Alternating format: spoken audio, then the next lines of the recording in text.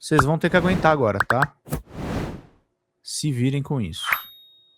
Vocês vão ouvir agora o Nepovéio sem filtro.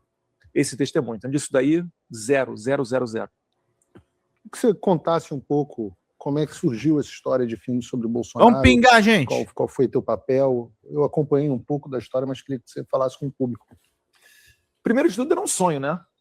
Porque eu costumo falar muito de o quanto impactante que é o cinema no imaginário das pessoas. O cinema, ele consegue ter ali decisiva na batalha cultural. Eu cito vários exemplos, né? Eu falo assim para a audiência, né? Complete a frase. Quem quer rir tem que fazer rir, né? Na cara não, para não esculachar o enterro. Então, essas frases todas eu falo propositalmente, que são do Tropa de Elite, um filme de 2007 ou 2009, mas quem é da época e assistiu, até hoje lembra das frases decoradas. Tamanho é um impacto, né, na nossa memória. Então, a ideia de fazer um filme, ela partiu do Mário Frias, era um sonho nosso. E quando eu fiz um lançamento num curso chamado Ação Conservadora, eu consegui um bom retorno e peguei R$350 mil. Eu ajudei você a promover o curso. Aí, ó. Vai entrar nem quer. Lá vou eu. Mais um. Peguei e transformei em $50 mil. Por que $50 mil? Porque era o valor para você conseguir, né, ter um contrato e ter conosco um roteirista de Hollywood, né, um diretor de Hollywood, que é o Cyrus. Assinamos um contrato com ele, mandei o dinheiro para os Estados Unidos, assinamos um contrato com ele. Isso é uma coisa de maluco. Por quê? Porque eu não tinha nenhuma garantia de retorno. $50 mil é muito dinheiro, né? R$350 mil é dinheiro. E aí eu coloquei isso acreditando nesse sonho. É verdade seja dita, toda vez que eu, Mari, as pessoas do filme, a gente fala sobre o filme, tinha umas reuniões, o ponto focal não era o retorno, né? Não era o dinheiro que a gente poderia ganhar fazendo esse lançamento, mas sim escrever a história de Jair Bolsonaro de maneira própria. Senão depois daqui a 10 anos, 20 anos, qual é o imaginário que as pessoas vão ter sobre o Jair Bolsonaro? Um genocida da pandemia? Né? Um louco que só falava besteira? Ou será que realmente é um cara que sobreviveu a uma facada, enfrentou um sistema, conseguiu expor as vísceras de Brasília e acordou a população brasileira? Acordou. E depois, mesmo sem ter colocado um centavo de dinheiro público no bolso, foi perseguido e hoje está injustamente preso. Sistema. E é uma produção com Jim Caviezel, o Mário que sabe o nome dos outros lá, mas tiveram ali atores que fizeram X-Men, Prison Break, outros filmes de sucesso. Então é um elenco renomado, com um diretor de Hollywood. Não é algo que vai ser feito e, enfim, vai ter uma semana de frenesi e depois acabou. Não. É algo que será grande bilheteria de sucesso, um lançamento internacional. E aí vem outro ponto, que nós tivemos que fazer nos Estados Unidos, o filme inteiro, em que pese ele ter sido rodado, né, muitas cenas no Brasil, toda a estrutura, tudo está fora do Brasil. Justamente porque no Brasil não haveria segurança jurídica e tranquilidade para você fazer um filme sobre a história do Bolsonaro. Lembre-se, no Brasil Paralelo, em 2022, foi censurado previamente por falar da facada, e nem foi da história do Jair Bolsonaro. Então a gente teve todo esse cuidado. O filme aconteceu, está pronto, né, está pronto para ser lançado. A gente está na fase ali de acertar como é que é o negócio de distribuição, ver quem é que vai, enfim, distribuir o filme. Mas está sensacional e eu tenho certeza que vocês vão gostar. Eu não conta para ninguém, mas eu vi o trailer e realmente é muito interessante ver a qualidade da produção. É estranho para a gente brasileiro. Cadê o superchat, ver gente? Um filme feito do jeito de Hollywood. Que aquele é em inglês, né? Em inglês. Cara, aquele filme tem o Aurélio Barba. Que mané filme feito em jeito hollywoodiano. É uma novela da Record que esses caras fizeram. Com um ator americano, filme em inglês, do jeito de Hollywood, feito com uma história do Brasil, né? É interessante pra gente. Paulo, vai ser a primeira vez que você vai ter realmente uma história brasileira sendo retratada para o mundo inteiro. No passado, nos anos 80, desculpem-me aqui as senhoras, mas os filmes brasileiros eram conhecidos como pornô chanchada, né? Aquele pornô chanchada. Quase erótico. Depois virou o tema denúncia, né? Expondo tudo que é de mazela de pior no país, explorando os problemas sociais do país. Que existe realmente um espaço na prateleira para esse tipo de produção. Mas nunca foi uma história diferente disso, né? E a gente vai contar não a história de um político, não um documentário. A gente vai contar uma história de superação, de fé vai girar em torno da facada, em torno da eleição de 2018. E eu acho que vai ser muito importante para esclarecer, não só para os brasileiros, mas também para os estrangeiros. Que muita gente lá fora não sabe quem foi Jair Bolsonaro, só conhece, né? Beleza, foi presidente do Brasil, é um cara meio lá Trump, fala bastante, não tem filtro, mas vai parando mais ou menos por aí. Então vai ser importante para você humanizar o Jair Bolsonaro e contar essa história de maneira própria. Mas você coloca 50 mil reais no filme... Dólares. Perdão, 50 mil dólares no filme, originalmente, não sabe se o filme vai acontecer ou não, e a partir daí o que acontece? Depois ali, cerca de 1 ano e alguma coisa... A gente está falando desse 2000 e... Você falou o ano, 2023, mais ou menos, né? Eu acredito que foi 2023, Paulo. Eu acredito que foi final de 2023. Aí, final de 2024, quando estava prestes a vencer o contrato com o Cyrus, ele seria liberado para, enfim, assumir outras produções, que ele é uma pessoa altamente requisitada no mercado, acabou que veio, a gente conseguiu um investidor.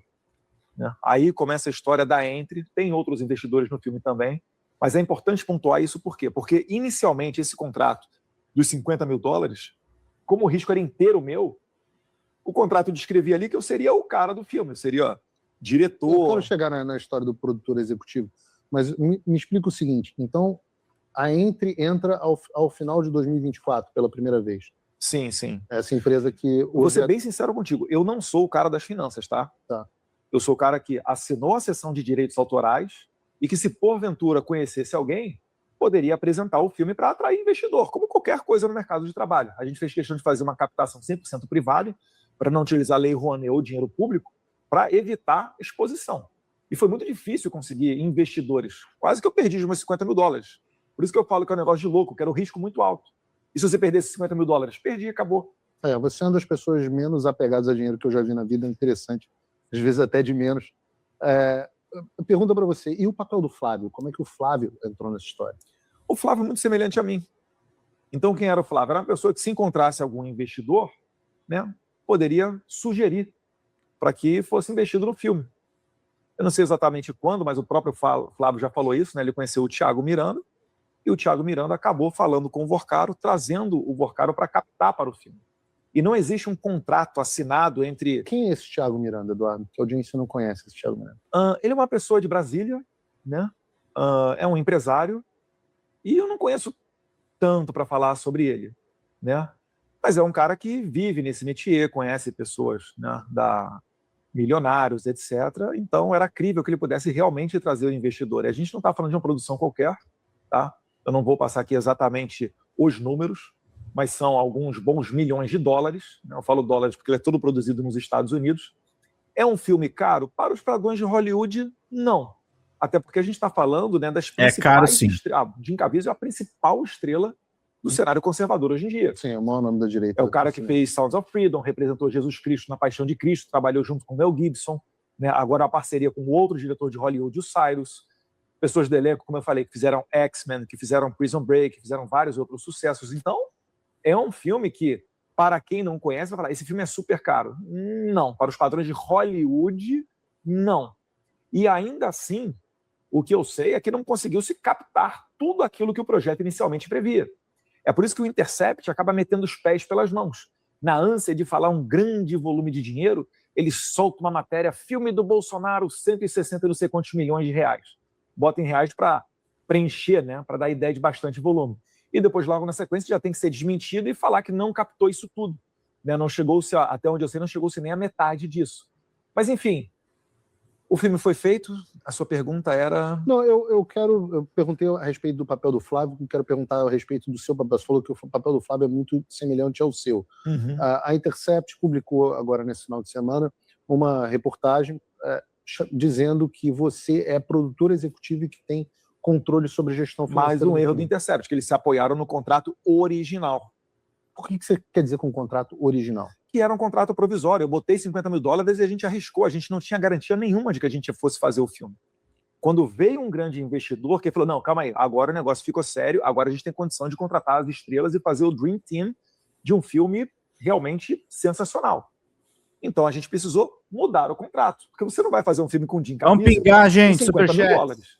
Né? Então foi feito um contrato, né, bem robusto, com várias cláusulas, aí, enfim, tintim por tintim, feito nos Estados Unidos, né? Sim. Foi formado lá o fundo nos Estados Unidos para que fosse utilizado Então, na cadê o produção. documento, né? E aí começa a história do filme, é sair do papel. Então o Mário Frias falou que você não era produtor executivo do filme. E eu não sou, não tenho nem capacidade para isso. E apesar do contrato, esse contrato então era um contrato anterior. Era um contrato já do Dark Horse? Não. A esse tempo, o nome do filme era Capitão do Povo. E aí, quando a gente entra e consegue o primeiro investimento grande, que a gente refaz esse contrato, aí realmente ele ganha o nome de Dark Horse. Então, hoje, no filme de Dark Horse, você não tem nenhum papel. Não sou o diretor executivo do filme, não tenho nem competência para isso. E, enfim, isso daí é levado para você ter uma falsa ideia da realidade. Para tentar dizer que o que eu estou falando não condiz com a realidade. Olha aqui o contrato do Eduardo, etc. Eu não dirigi nenhuma cena, não sou produtor executivo, enfim. Eu queria que você reagisse comigo, Eduardo, a esse vídeo da Globo News, onde eles comentam a respeito desse contrato. Eu queria que você respondesse e reagisse a esse vídeo aqui. Inclusive, essa imagem que está na reportagem do Intercept, vou pedir para você ver aí na tela também, que é a imagem do contrato assinado digitalmente. A gente está vendo ali na esquerda, producers, né? Tá Karina Ferreira da Gama, que ela é a dona do CNPJ, da empresa.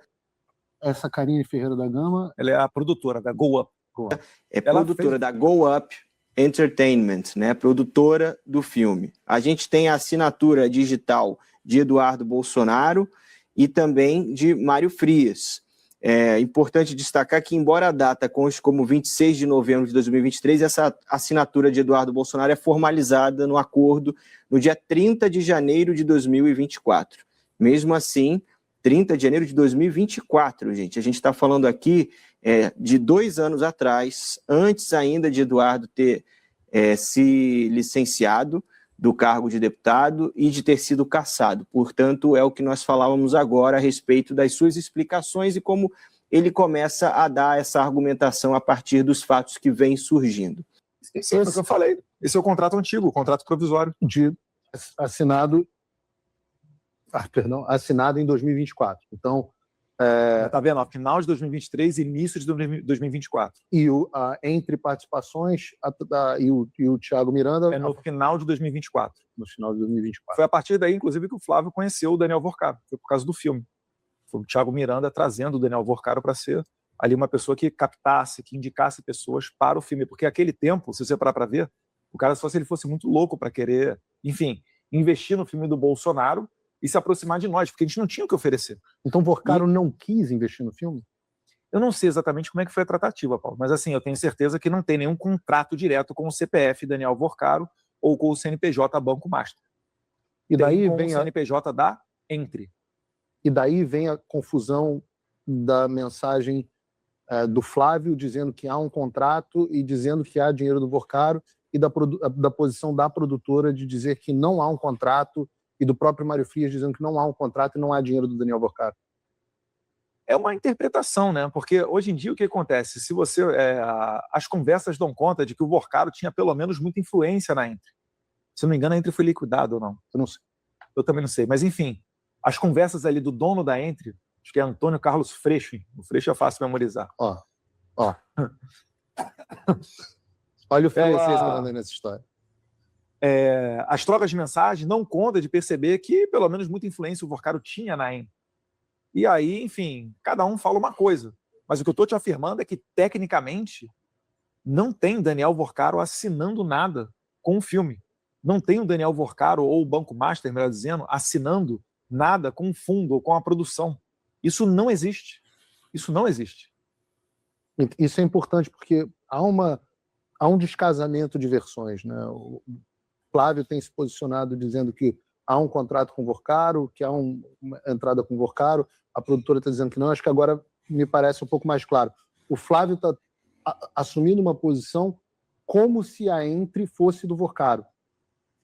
Mas, embora o Vorcaro não conste na participação societária da Vorcaro, você tinha conhecimento do Vorcaro ser... Eu não posso nem dizer aqui, não quero ser processado até aqui nos Estados Unidos, mas caso o Vorcaro tenha alguma ingerência sobre a Entre, alguma participação oculta, Você tinha conhecimento disso? Não, isso não passa pelo meu crivo. Essa parte financeira, a mesma parte contratual, não é a minha praia. Meu negócio, como eu falei, se eu trombar com alguém aqui que seja investidor, eu vou falar com o cara, olha, a gente está fazendo um filme, é tudo feito nos Estados Unidos, para não haver perseguição no Brasil, né? E, enfim, quer investir? Agora, a maneira que a pessoa vai investir, se vai utilizar a empresa X, utilizar a empresa Y, se vai trazer o amigo dele, ó, eu não posso agora, mas esse aqui é um amigo meu que tem condição, né? Etc. Enfim, isso daí eu não tenho controle, não sou eu que faço. Vamos pingar, Você gente. recebeu de alguma forma os seus $50 mil, pelo menos, investidos de volta? Já retornou para mim. Não pelo fundo. Não. O que eles estão falando aí de Heaven Gate não tem repasse da Heaven Gate para Eduardo Bolsonaro. Tranquilidade. Porque essa é uma narrativa que ficou muito forte na imprensa nos últimos dias, de que a Heaven Gate teria sido criada para financiar o Eduardo Bolsonaro nos Estados Unidos. Negativo. Obrigado, Eneida. Como vive Eduardo Bolsonaro nos Estados Unidos? Eu vivo de renda passiva, o que é público e notório, todo mundo viu, né? Foi o Pix que o meu pai fez para mim, né? R$2 milhões. É uma boa quantia, né? Dá para você, ainda que convertendo em dólar, ter um bom tempo dentro dos Estados Unidos. E eu não tenho aqui que dar satisfação também, Paulo, sobre dinheiro privado meu. Eu já não sou pessoa pública, eu estou sem receber salário desde março de 2025. Então, o que eu posso dizer é renda passiva, né? O que as pessoas sabem, com certeza, é essa questão do Pix do Jair Bolsonaro, mas eu já vou parando por aí, porque isso daqui acho que é o esclarecimento que eu tenho a dar para as pessoas. Mas zero dinheiro do fundo, zero dinheiro de Vorcaro, isso daí, Heaven Gate, etc., não tem. Certo. E aí entra uma figura que é o gestor do fundo, o Paulo Calixto, que as pessoas estão dizendo que é o advogado do Eduardo Bolsonaro. Queria que você falasse um pouco. Paulo Calixto é advogado de imigração, ele é advogado do Eduardo Bolsonaro, ele é um laranja seu. Queria que você esclarecesse isso. Não, ele é uma pessoa que tem décadas de trabalho nos Estados Unidos e dentro do seu Parece que ele tingiu o cabelo mesmo, né? Ali, que é o departamento de imigração. Porque é muito comum. Por favor, não dê palco para esses dois bandidos. Vocês têm duas saídas. Ou vocês me ajudam a fechar a meta da live, que falta só R$20 e a gente precisava de 100 a mais. E outra, eu não tô dando palco para eles, tá, gente? Eles estão sendo investigados. Eles são alvos da matéria do Intercept. A gente está registrando aqui, importante até, para Ministério Público e PF ficarem na cola deles, tá?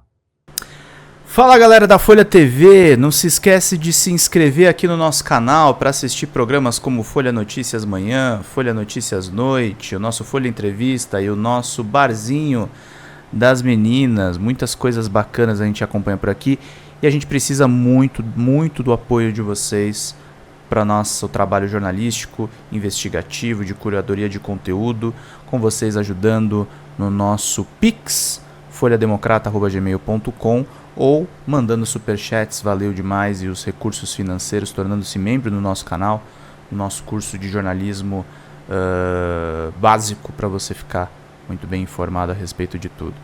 Queridos e queridas, muito obrigado pela presença de todos vocês, vida longa e próspera. Cuidem-se, cuidem dos seus, e não esquece de se inscrever aqui na Folha TV. Até mais!